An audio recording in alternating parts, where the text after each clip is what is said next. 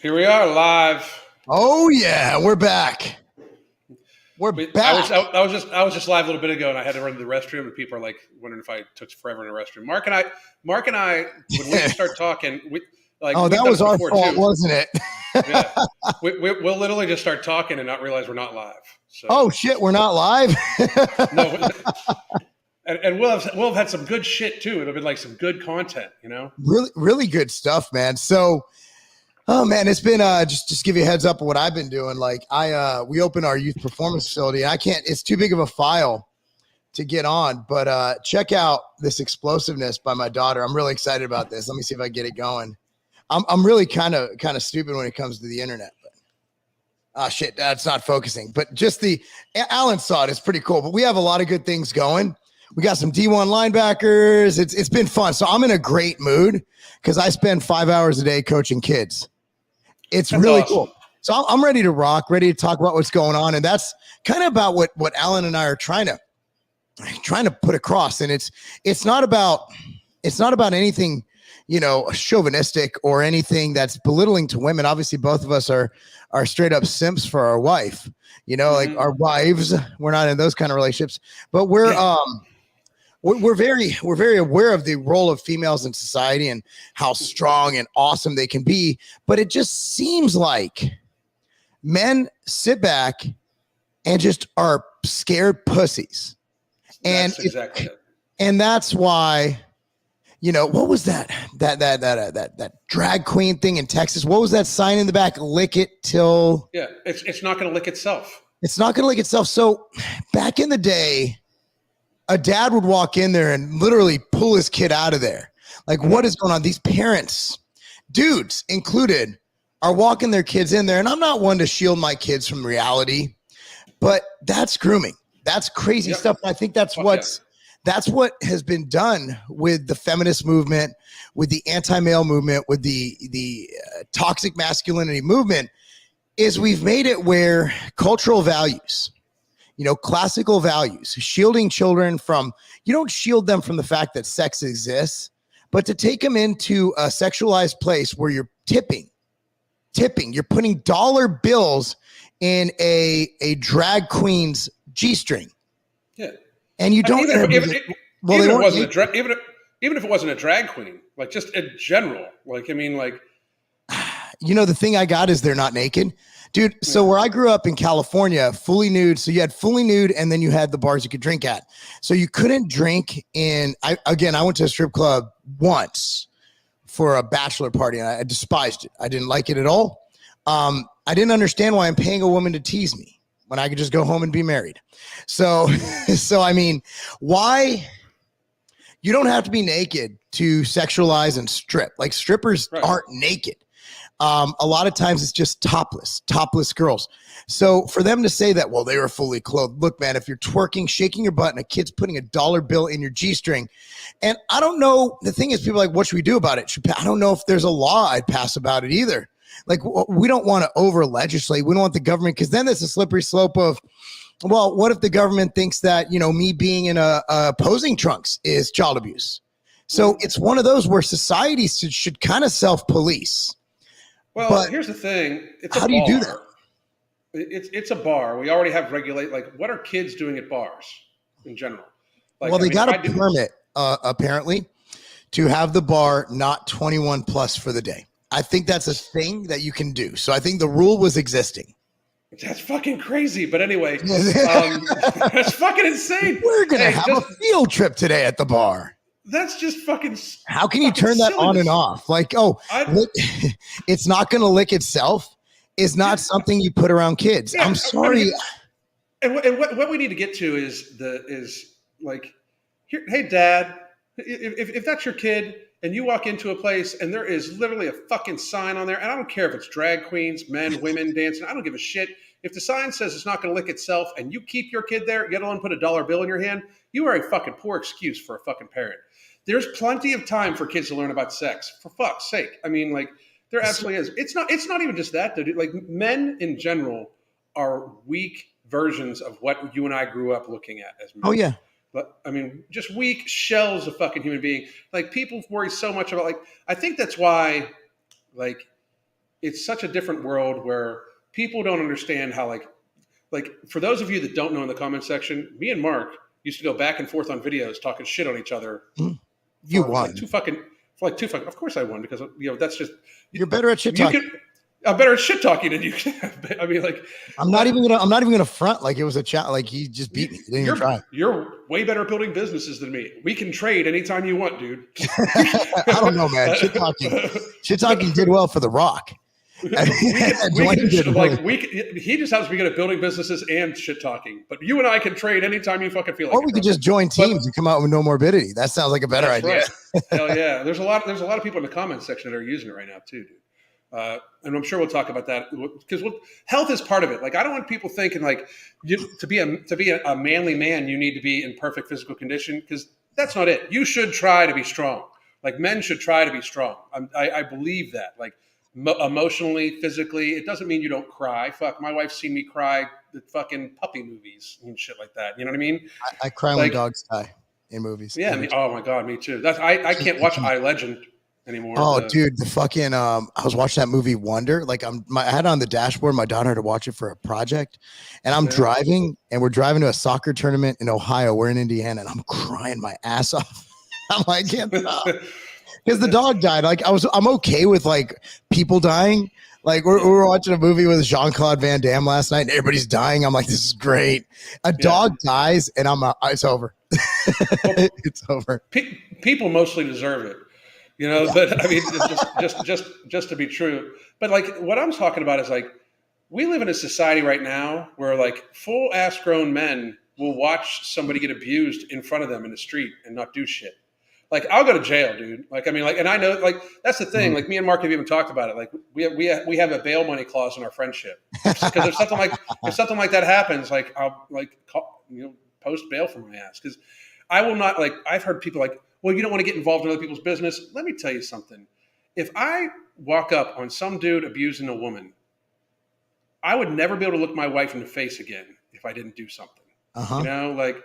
I would never be able to look my son in the face and be like, yeah, I totally just watched that happen, or I filmed it instead. Like that's another thing too. People filming this shit and not fucking stepping in. Like at some point in time, we're gonna have to realize that society needs to actually look out for each other. And the way that society looks out for each other right now is like, don't say anything that could hurt somebody's feelings, but we'll watch people get fucking beaten up on the subway.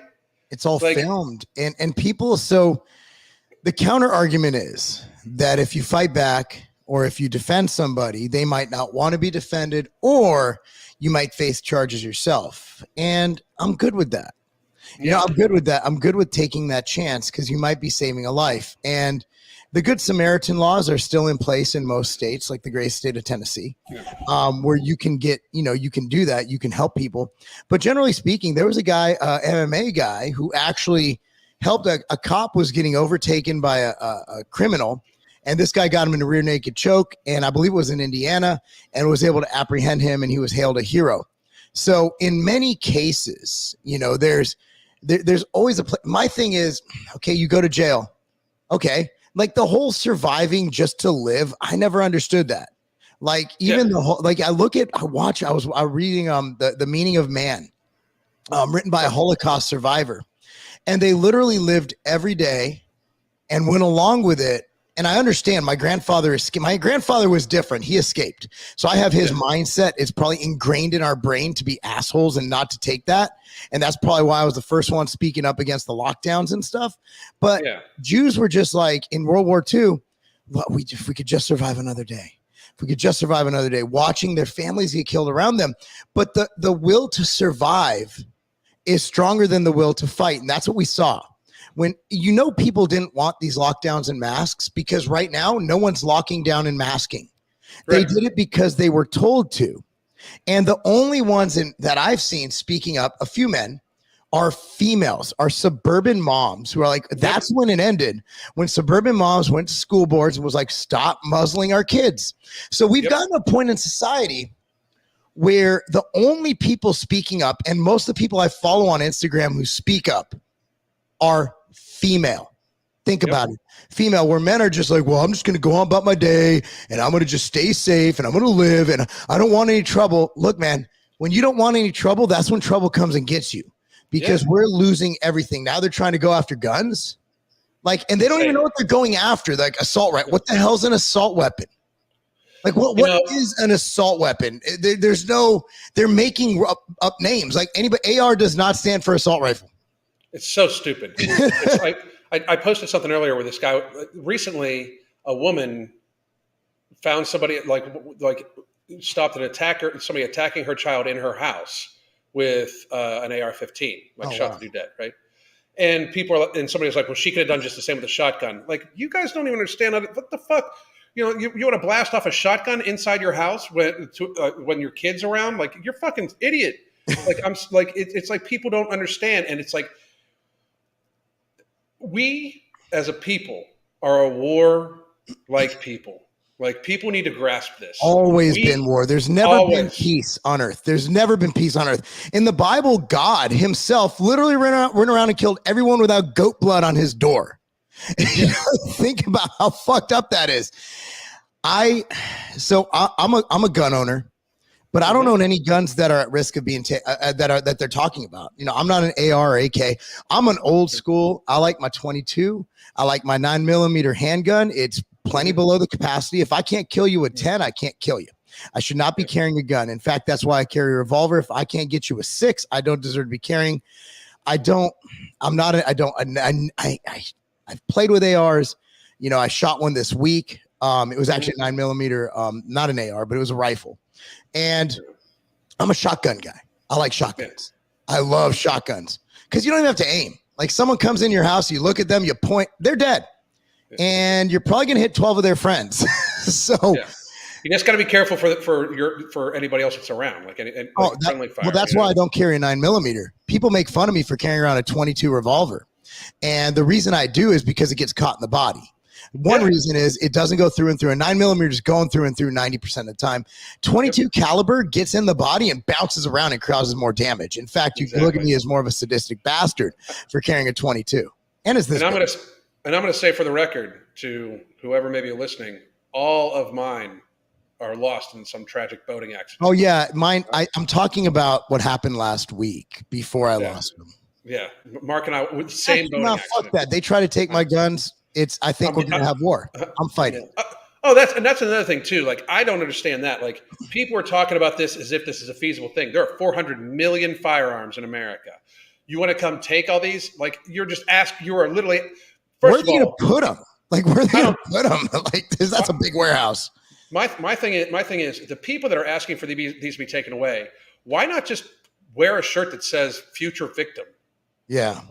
Because you are literally stating that you do not own them. And I'm sorry, but if people everybody should understand, this is where the line is. I know that many people have been wondering where, and the crazy Florida people and the crazy Tennessee people. This is where you want to come try to take weapons. You're never going to make them illegal. Yeah. Like, you're never going to stop them. People will just start 3D printing these motherfuckers, as I plan to. And so here's the thing. If you walk into the state of Tennessee, you try to take anything, like people, like, so we went to, Jason and Kara Corey. Yeah. They came, they spent the weekend with us. They're from New York. They'd never been to a shooting range. So I'm like, dude, there's one right after the gym. We'll go. It's right over there. Nicest people. So, like, they're in there in the range that Kara's never shot before. Everybody's helping her. This dude comes over. My son was there. He's like, hey, if your son wants to shoot different guns, I got a 9. I got this. The guy had a case full of guns. The nicest people. These are not people who are going to commit crimes. These are people who are going to save your lives. People who you see at the shooting range, those are the people you want to arm. And I don't know where they got this no background check thing, because I have had my CCH, my CCL in North Carolina, Illinois, and in Tennessee. I have reciprocity for every state except for California, New York, and Hawaii, I believe. And because I've done all the classes, I've done all the safety tests, I've done all the certifications. So I had to get, every time I buy a gun, even with all those things I have, a clean, not even so much as a fucking parking infraction on my record. I still, every time I buy a gun, they have to run my background. And I have to sit there and wait. It takes about 20 minutes. I go to Franklin Gun Shop, over 10,000 guns in stock. Beautiful store in Franklin, Tennessee. I got to take you there, Alan. and great people too. And they run my background. I don't know where these people are buying guns without a background check, unless they're buying it on the streets of Chicago, and they're not going to follow the rules anyway. Yeah, that's the thing. Like you're never going to take guns away from people that are worried about criminals. And I'm not talking just about criminals. Like the people pretend like the Second Amendment isn't supposed to be a dead man switch against the government. Like anybody's like, you don't need it for hunting. No, fuck, I don't need it for hunting. It's not for hunting. Like, no, the Second Amendment says nothing about fucking hunting deer. The Second Amendment literally says, it doesn't even say anything about protecting your house. It's about taking up arms against a tyrannical government. And I love when Australians or Canadians come in on my Instagram. Like I post the video of me shooting. Yeah. And they're like, oh, I don't get you Americans. I'm like, that's why you were in camps, bitch. Yeah. I'm like, and then those Australia can shut the fuck up. They can shut the fuck up. They were literally in fucking Nazi camps. And then Californians and New Yorkers, you don't get it. Like you have higher fucking gun violence than we do. Well, they're buying it from Indiana. No, they're not. They're buying it from fucking Bruno off the street. You know, that's how it goes down. I carry, and I'm going to continue to carry. And if I guarantee you this, if shit goes down, you're going to run next to me because I'm a good guy with a gun. Absolutely. And these are the same people who wanted to fund the police and bring in fucking counselors. Like, who's going to protect you? And also, did you read Maj Touré's post this morning about gun control being racist? It's so, oh dude, if you go ahead, I got to read this to you guys. It's fucking great. If you guys don't follow Maj Touré from Black Guns Matter, we've become really good friends. And I'll read this, but yeah, it's actually, so his post, here's a bit of it. Before the Civil War ended, state slave codes prohibited slaves from owning guns. After President Lincoln issued the Emancipation Proclamation in 1863, and after the 13th Amendment to the U.S. Constitution abolishing slavery was adopted and the Civil War ended in 1865, states persisted in prohibiting blacks, now free men, from owning guns under laws renamed Black Codes. They did so on the basis that blacks were not citizens and thus did not have the same rights, including the right to keep and bear arms protected in the Second Amendment of the U.S. Constitution, as whites. This view is specifically articulated in the U.S. Supreme Court as an infamous 1857 decision in Dred Scott, you guys know that, versus Sanford to uphold slavery. U.S. Congress overrode most portions of the Black Codes by passing the Civil Rights Act of 1866. The legislative histories of both the Civil Rights Act and the 14th Amendment, as well as the special report of the Anti-Slavery Conference 1867, are replete with denunciations of those particular statutes that denied blacks equal access to firearms. However, facially neutering, disarming through economic means remain in effect. So just to go down, bottom line is, thus many southern states impose high taxes or ban inexpensive guns to price blacks out of the gun market. So Maj's stance is that he wants to arm as many law-abiding black citizens as possible.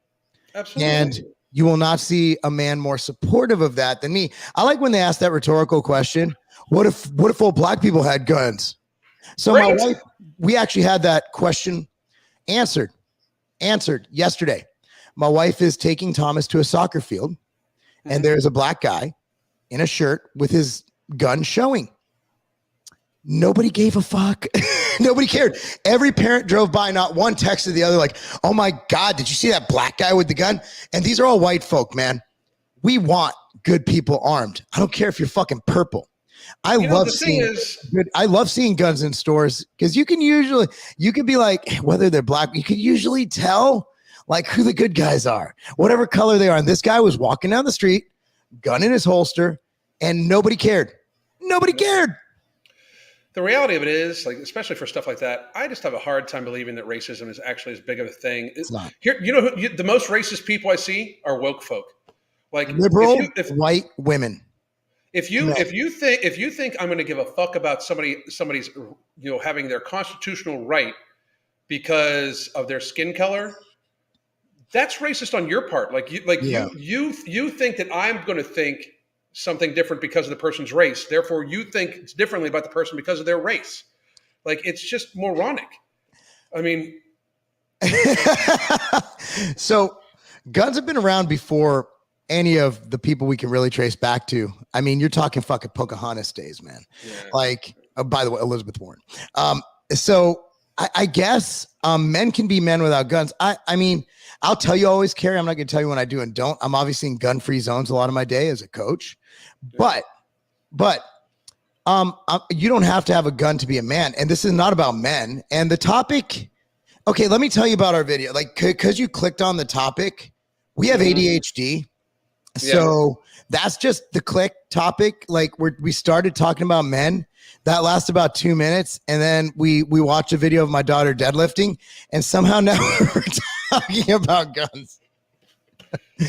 I don't know how we got here's another one. A white guy saying racism isn't a big thing. Yeah. To me, it's, you know what? Do I think racism exists? Yes. I actually said the most racist people I see are woke folk. Yeah. They're racist as fuck. Democrats are keeping racism alive because race is an issue in everything they do. Racism exists. So does, you know what else exists? Incest, polygamy, bestiality, people who believe the earth is flat. Fucking there's certain there's fish we haven't found before in the ocean. It's not prevalent. I don't think many people are seeing it in their day-to-day lives unless they're really looking for it. I don't think anybody cares. I don't think, and I mean, most of my business partners are black and they don't go around all day like, man, you know, they wouldn't serve me at the restaurant today.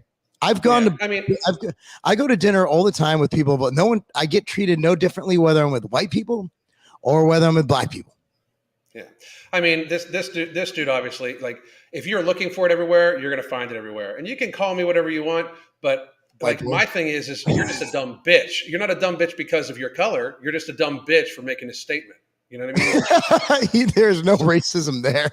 I mean, like, that's the thing. Like, I mean, do I think racism is a problem? I think all types of discrimination are problems.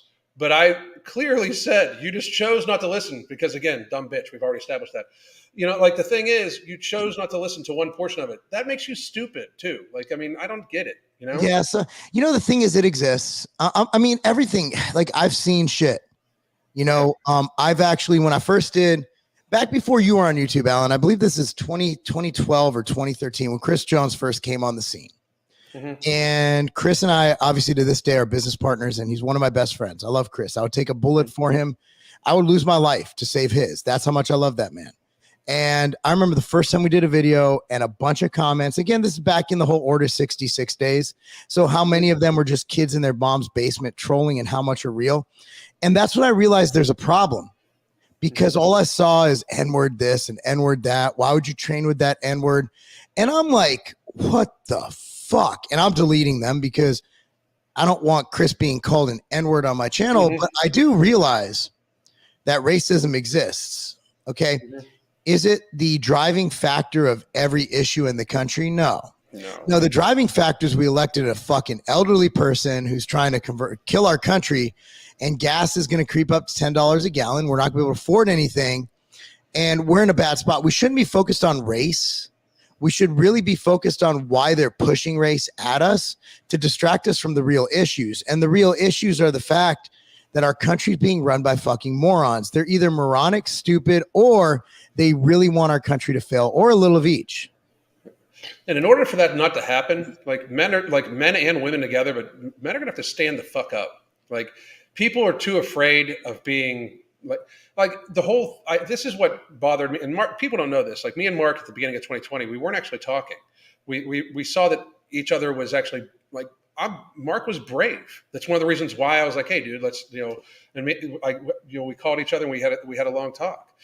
Like, I saw so many people cower. Like you don't want to get canceled. Like, so you're not going to say you're not going to say things you know are true because you don't want to get canceled. We've just become so weak as people because we're worried about what other people think that instead of doing the right thing, we'll do the thing that people tell us is right. And that's the problem. Like, right now, too many men are worried about what society thinks about them. When if you didn't fucking worry about that shit, just do the right fucking thing. Then you are the only person you got to worry about. You know, like, yeah, I just love people. Like, I love people, whether you're black, whether you're white, whether you're Hispanic, whatever the Latinx. Just kidding. Latinx. The fact of the matter is, maybe I am stupid. Maybe I am naive. Maybe I am living in a bubble. But in my world, I don't see color. And I know that a lot of people get mad when I say that, but I was raised in a predominantly Hispanic and Black community, and I grew up in that. So for me, I'm more weirded out when I'm in a community like I'm living in now and it's all white people. I'm still getting used to that because I grew up in literally the inner city of California, of LA. Yeah. So for me to be around all these, and that's why I love where I live, because the high school my kids go to is extremely diverse. And I want that because I don't want them to notice. Like, if you grow up around all different people, that's your norm. And you don't think about someone as, oh, well, that guy's Black. No, you think about, oh, that's Tom. That's the thing. Like, my kids didn't notice race even existed until probably 10. My daughter, we were walking with, we were trick-or-treating in North Carolina with a Black family, and she said, yeah, he for the first time, he noticed that, like, he's like, hey, that girl's face is different than mine. It's white. It's like lighter, brighter. And then I'm like, come to think of it, Cammie never noticed, because we never, like, we had friends over and she just knew my business partners and all my friends. And so I think if you want to make it an issue, it can be an issue. Anything could be an issue. I could be mad at the weather. It's too hot right now. Or I could, sit in an air-conditioned car. There's different things. Yeah, I mean, that's the thing. Like, to me, it's like, people are just people. Like, I mean, now, don't get me wrong. Like, there are people that, like, absolutely are stupid people who, for some reason, think that, like, you should be judged for being Jewish, or, I should be judged for being Italian, or, well, you kind of should, man. World War II was really mean. Mussolini. World War II was fucked up. It really was. Yeah, my wife's Italian, by the way. My wife is Italian. Mm-hmm. She has a goatee to. I'm sorry. Goatee to prove it. Yeah. Don't go there. I'm not going anywhere near there. She's not in her office to hear me, so I'm in a good spot. Don't go there. Oh wow, we've gone from men to racism. Anti-Semitism, it never affected me because I never let it. But when I went to school, my parents, for a brief period of time, for about 5 years, moved to Simi Valley, California.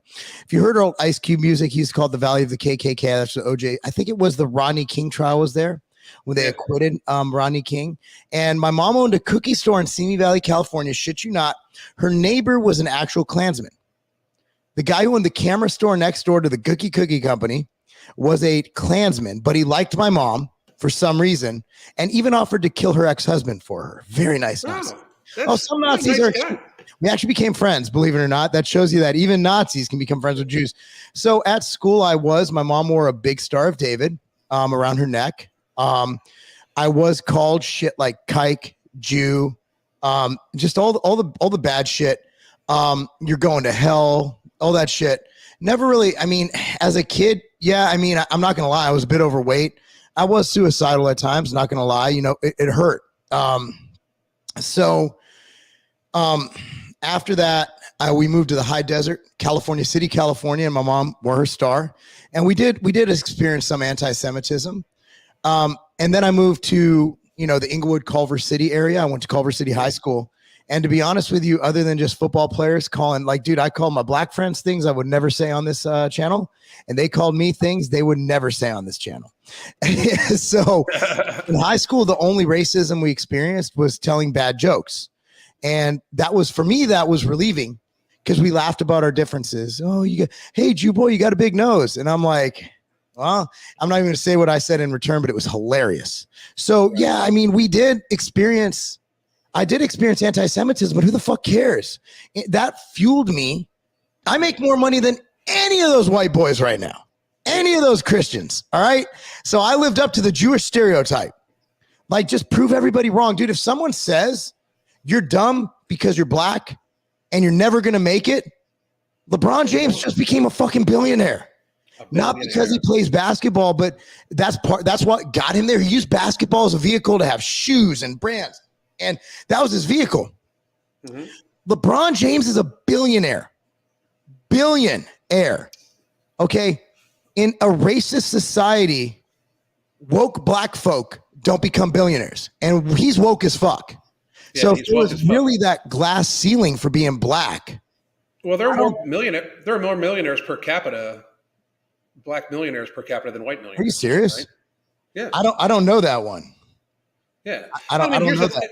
now, but the reality of what it is, like, it's unfortunate that people like Mike Jones here are caught up on the race thing, because race is a tool used by government and people in power to separate people. Bingo. Like, the more that they keep people like this Mike Jones dude focused on you're oppressed because you're black, instead of you're oppressed because you're just a person that's not a member of the elite. Like, don't be wrong. Are there stupid people that have low IQ that think that for some reason, because your skin color is different than theirs, that you're lesser? Of course there are. Just like this Mike Jones guy thinks for some reason that he should be seen as more of a victim because he's black. Mike Jones. Mike Jones. Mike Jones. I had to do it. Oh man. I mean, that's the thing. Like, I mean, it's kind of crazy where, you perpetuate the victimhood that you allow to be put upon you. It can either be a fuel or it can be chains. Like, I mean, the very same thing that fueled you to become a success could have easily been the shackles that kept you down. Yes. Yes. So I want to research Futures previously. He said that he's Jewish. I don't know what you are. I'm sorry if I misgendered. That's just such an ambiguous name.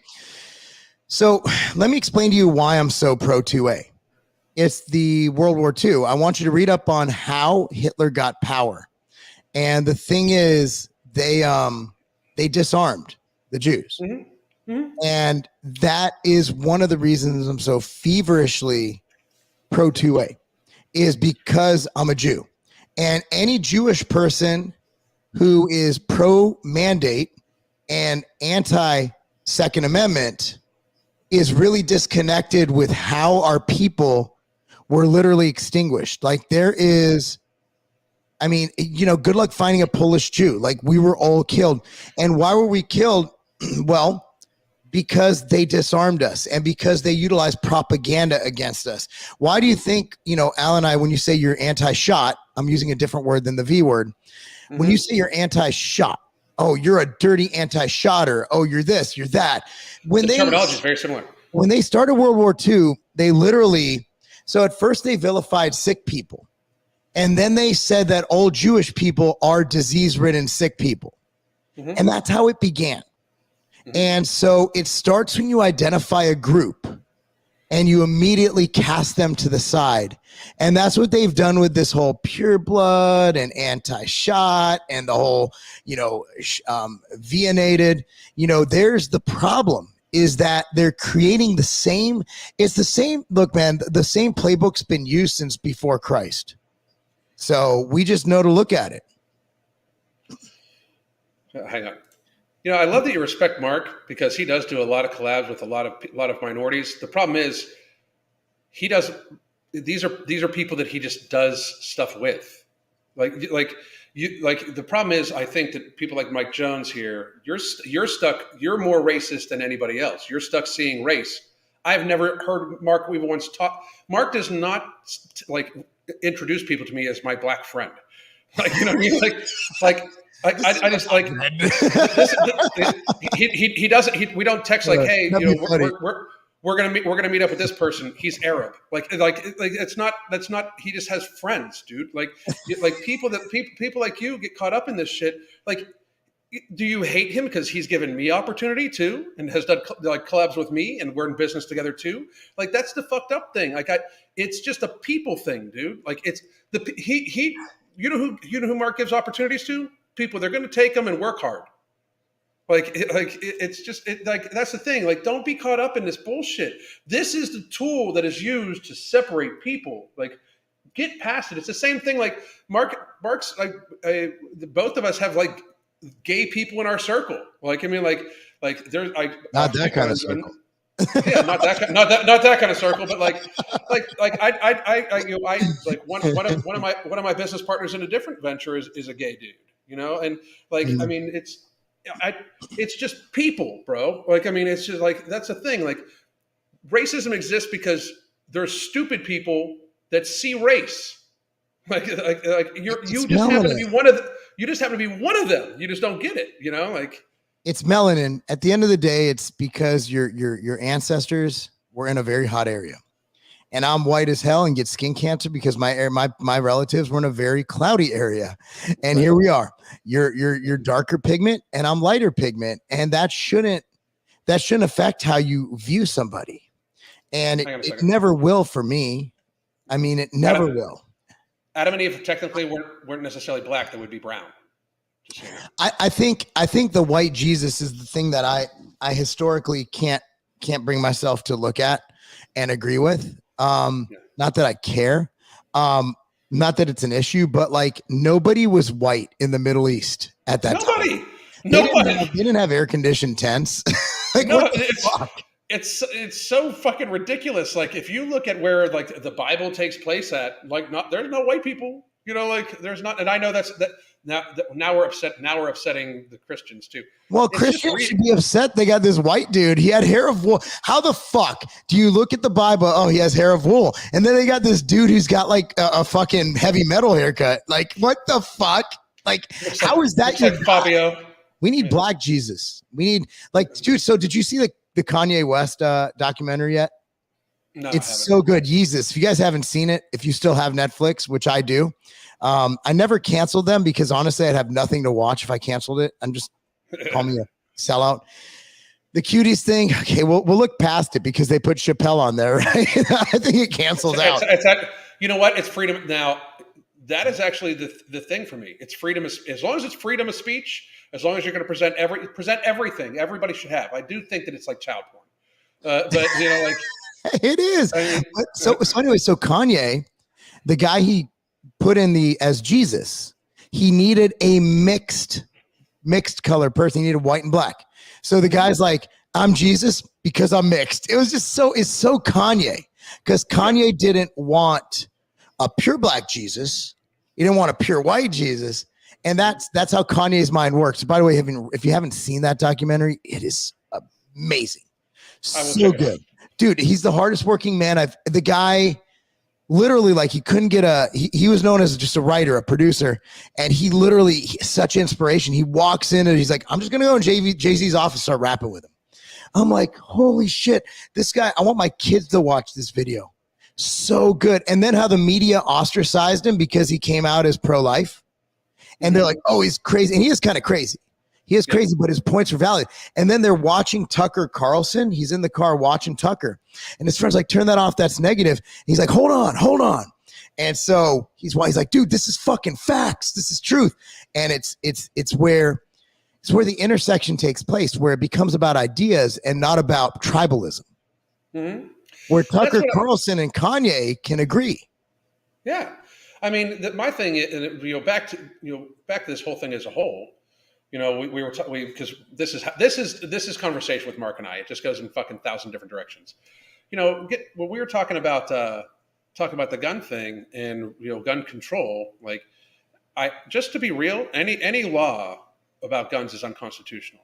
Yes. Just like any law prohibiting the freedom of whatever religion you want to follow is also unconstitutional. Freedom of speech. There's no hate speech. There's no such thing. I don't care if you walk up to me on the street, you call me a filthy kike. You're taking a risk of getting your ass kicked, and then I'd be legally liable. I mean, but you're allowed to say that. My reaction is and most likely I'll just laugh at you because to me that'd be funny as fuck, and I'd probably record it because it would go viral as fuck. But there's I never. Words don't hurt. Whatever happened to sticks and stones break my bones, but words will never hurt me. I was called such bad things, and I still am. Being on the internet, it's just something you do. It's something you deal with. But at the end of the day, man, you just have to be confident in yourself, and that's where you're gonna love this. I'm bringing it back. That's where having a strong father comes into play. I had a message. I don't want to read it because it would give away who is this guy is like. I want to train. My kid wants to train. And my initial thing is you hire a trainer, someone professional who can teach him how to train, all that good stuff. And he's like, well, I don't have the money to go there. I'm going through a bad divorce. His kid's going to school. He's out of shape. He's getting bullied. The kids at school told him to kill himself. His life isn't worth it. And this dad is panicked. So he messages me and I'm like, whatever you can do, say, my wife just said my son's friend is coming over, so I have to keep it PG. So, and I told this guy, I'm like, look, dude, you get him out here, get him to our facility. We'll train him for free, like for a week, but a strong father. And look, man, you're going to get bullied in school. Like my kids have been fortunate that we're known in our community, and Thomas had an issue and we squashed it right away when he was undersized. Now he's bigger now. And the good news is it was squashed. I talked to the parents, everything's good, but that's it. I talked to the parents. I talked to the principal. I talked to the kids. And I said, look, here's why we can't do this, son. And that was me talking to another kid. A strong man pops in when someone, and I've been in the principal's office 400 times with Thomas. The kid talks a lot of shit. Like he's kind of a jerk. But so if you guys saw the email about him telling his teachers, Paul, Katie does not go into the school. Katie, I handle all of the school stuff. I handle all of the conversation with other parents, with principals, because in my opinion, that's a man thing to do. That's a paternal thing to do. You take leadership and you drive your family forward. When I'm traveling, obviously Katie steps in and does a phenomenal job. But even though Katie is CEO material, in the running of our family, it's understood that if our kids do something that requires some disciplining or some conversation, that I step in.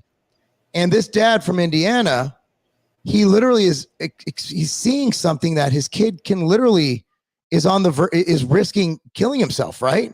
Like, because you get told that by enough kids, it's gonna completely just destroy you emotionally and mentally. But he's like, how do I fix this? I need to get my kid in the gym. I need to get my kids stronger and bigger and whatever it is. So a lot of these things that we're talking about, gun violence in Chicago, talking about why do kids not take guns seriously? My kids play Grand Theft Auto, but when we go to the shooting range and we show them how powerful that gun is, and we tell them what that gun can do, and we teach them gun safety, and we teach them here's how you cock it, here's how you load it, here's how you put the safety on and off. So that's where men come in. So until we figure out how to make men again, our society is doomed. Oh no, we lost Alan. Okay, he'll come back. Anyway, guys, let's see if we get any questions here while we're figuring out where Alan went. Everybody good?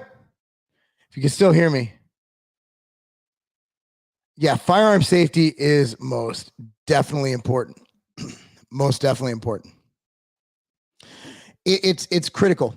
It's critical to everything. Just teaching these kids about how powerful and how dangerous firearms are. I got you guys. We'll go about another 5 minutes. All right. So I'll just go open Q&A. Oh, here we go. Oh, he's trying to come in. I think he's connecting his devices. So you're right. We should not expect police officers to deal with mental health situations. They're not trained for that. Like they're trained for rudimentary things, but you can't expect all cops to have a law degree. So I had a great conversation with two of my cop friends at the gym this morning. Took too long. I was at the gym too long, wasted a lot of time that I could have been working. But, the thing is, they do their best. And most cops are in it for the right reasons. There's good and bad cops like any situation. But you can't expect cops to know how to deal with these mental situations. And it's such spur of the moment. Usually they don't have the opportunity to handle these situations because it's already too late.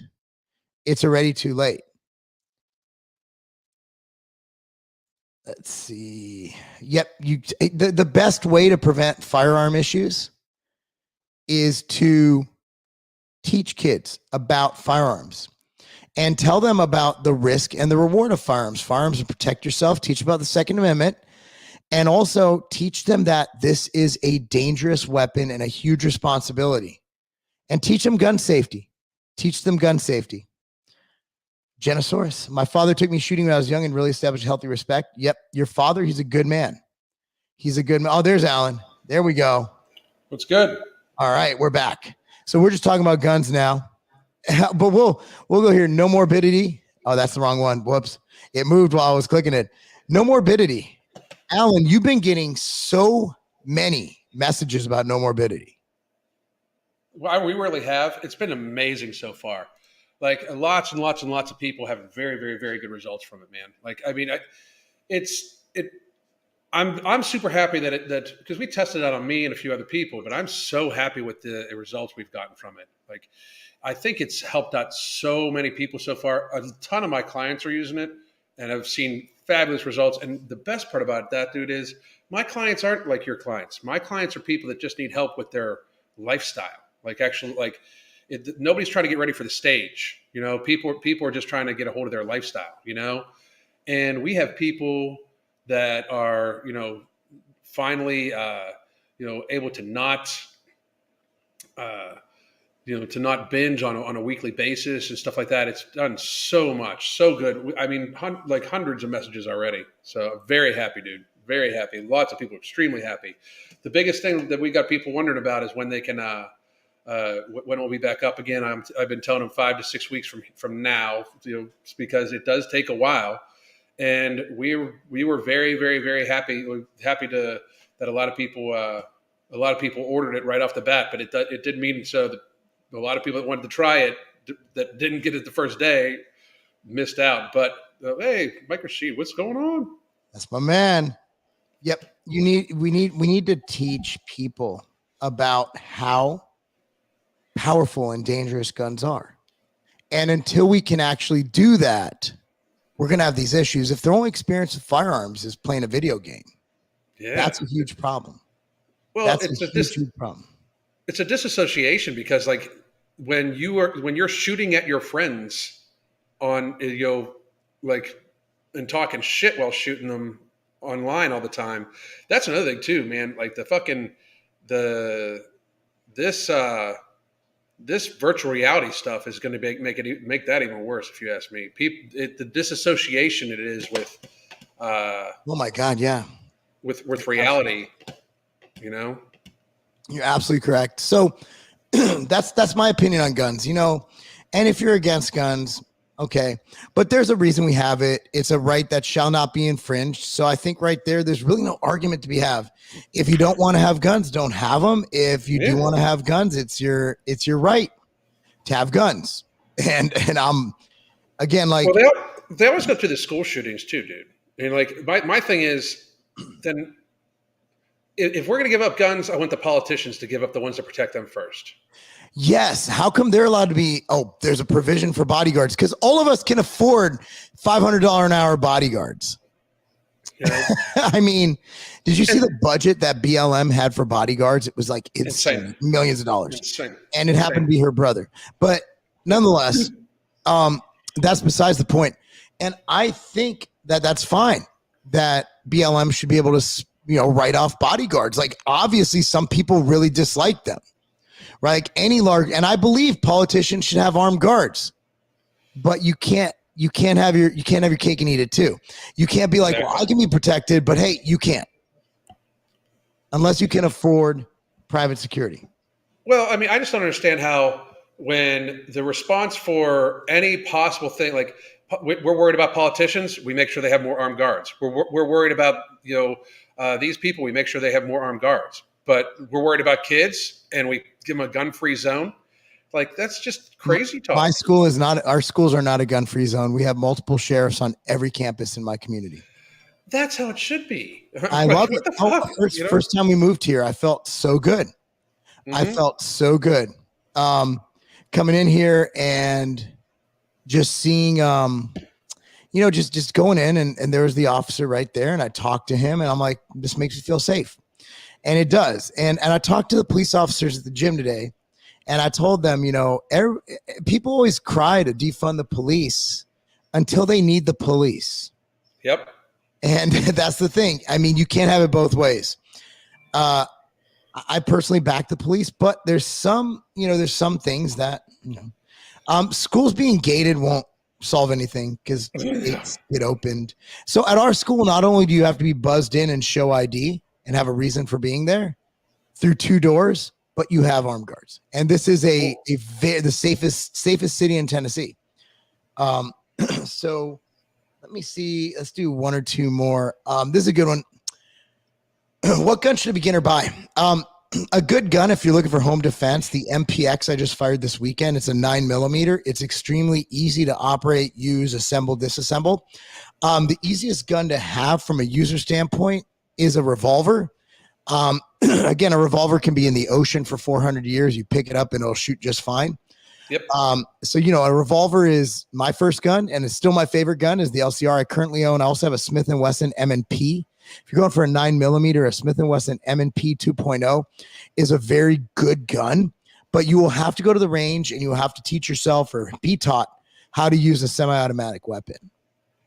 And make sure you get the basics on, like, take a good class on safety and on how to clean it and on how to maintain it and stuff like that. I mean, it depends on what you want it for too. Like I love hunting, and my father still shoots competitively on long meter competitions. So, like, it's something where it depends on what you're looking for. I mean, if you are looking for a beginner, like a first gun for security, what Mark said, absolutely. Shotguns are easy. You load, you pump, you shoot. I mean, it's pretty simple. But on that note, guys. Yeah, except the shotgun takes longer to load. Yeah. At least for me. Anyway, guys, thanks so much for watching. We'll be doing probably Tuesdays and Thursdays look to be my days. That'll work out. Yeah, Monday, Wednesday, Friday at Legacy of Carbon. If you're not following either of us, Alan, where are you at? I'm Alan Roberts on YouTube, and I'm also the MFing COO on Instagram and Twitter. Yep, and I'm Marc Lobliner, except, of course, on YouTube. Tiger Fitness. So thanks for watching, guys. Appreciate it, Alan. Thanks for I was 3 minutes late and I apologize for that. No problem, man. I'm sorry about the little power surge thing. So we'll talk soon. Take care. Bye, guys.